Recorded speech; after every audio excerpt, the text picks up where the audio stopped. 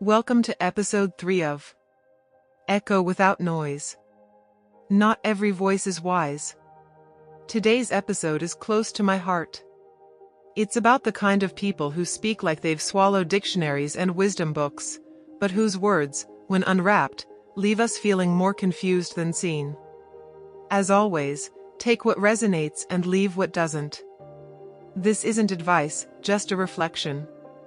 A memory. A truth I didn't know I was living until years later. There was someone I used to admire. Not for their character, but for their speech, the way they used words like armor and art. I thought they were logical, emotionally articulate, clever. I even saw myself as lucky to be around such insight. I felt humbled by comparison, like the universe was putting me in my place to learn from someone more evolved.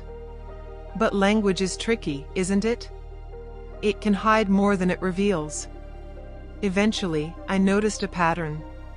Their so-called intelligent questions weren't rooted in curiosity.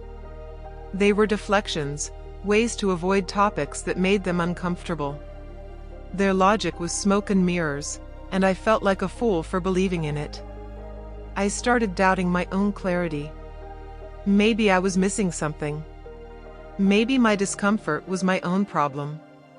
But deep down, I knew something was off. And the moment I stopped agreeing with everything they said, I became the target. Conversations turned into circles of blame. And somehow, I always walked away feeling like the wrong one. They never asked me to put them on a pedestal. But they enjoyed being there. The view, the control, the immunity. And I kept shrinking, adjusting, apologizing. Until I saw through it.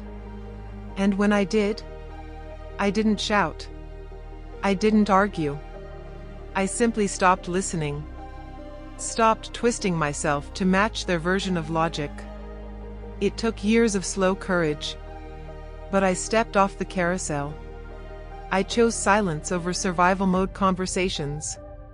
Here's what I learned. Not every eloquent person is wise. Not every book speaks truth. And not every question deserves an answer. Wisdom isn't how well you speak, it's how honestly you live.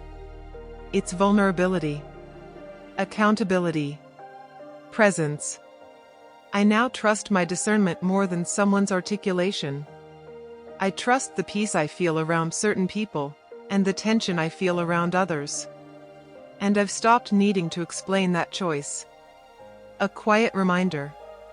If someone's words are making you feel smaller, if you walk away doubting your worth instead of deepening your clarity, pause. You are allowed to question. You are allowed to leave. You are allowed to reclaim yourself. This episode is for anyone who's ever given someone too much credit, for sounding wise, for looking put together, for playing the role of mentor when all they did was drain you. Let go gently. Step away honestly. And return to yourself, because your quiet wisdom has always been enough.